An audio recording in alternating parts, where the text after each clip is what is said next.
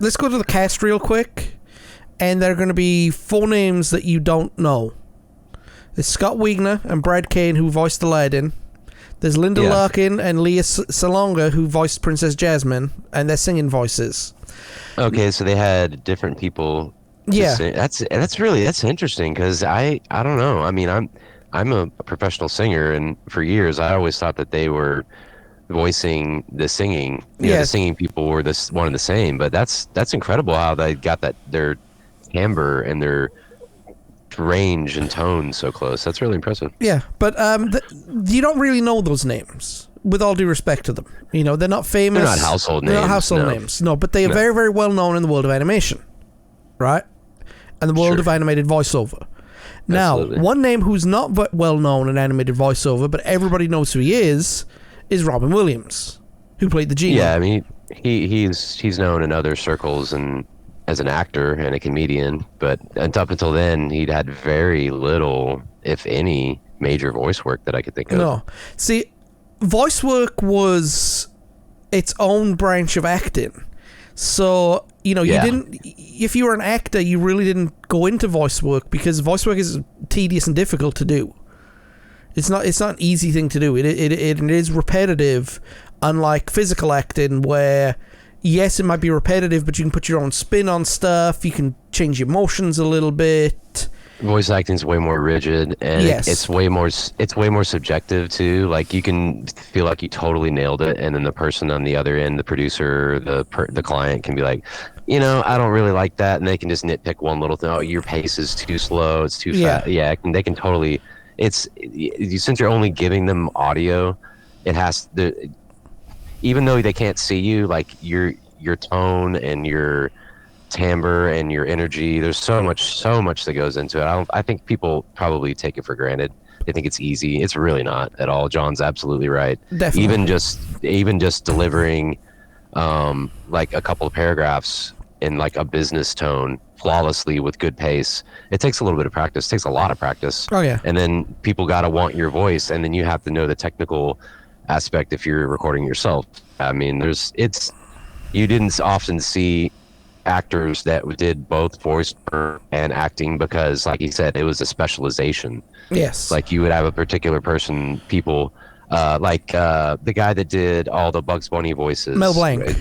Yeah, exactly. A guy like that. Like, he didn't do much TV at all, but he did like voice acting. That's all he did. Yeah. But Robin Williams was one of those rare birds that broke into voice acting via acting, and I would argue that he opened the door for other actors to cross over into voice acting. Yes, and that's what I was going to get to here in a minute, because now voice acting, big voice acting jobs don't go to voice actors anymore. They go to traditional actors, if that makes sense. Seems so, yeah. Because I mean, the next year.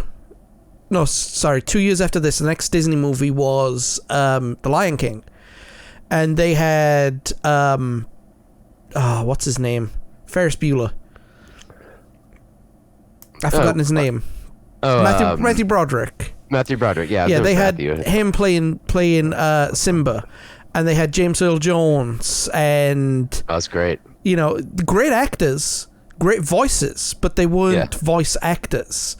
And then as time went on, I mentioned Toy Story, you had Tom Hanks and Tim Allen, and it just, from that point on, the big voice acting roles were going to traditional actors, which kind of was a detriment to the voice acting industry.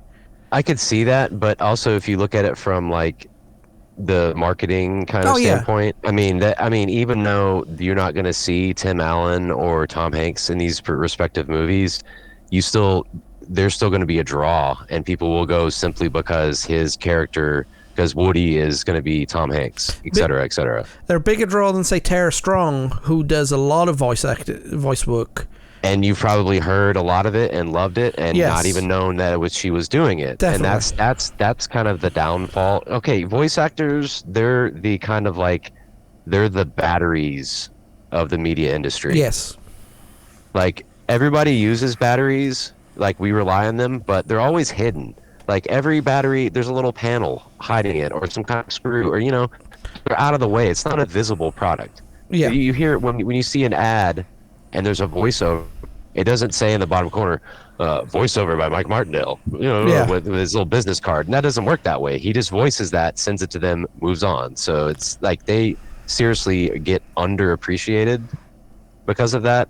And I'm with you. Like, it's literally taking food out of their mouths to do this. But from a marketing standpoint, you got Tom Hanks voicing your lead. I mean, come on, dude. Yeah. So I mean, and like I said, it's no disrespect to any of these actors who go into it. Oh, they're great. They're great when they do it. It's just sadly, it's again taking as you said, taking food out of the mouths of people. Now, if you make it to the top, that's different. I mentioned Tara Strong earlier. For those of you who don't know, she plays Harley Quinn in the Batman animated series. She played Dill Pickles.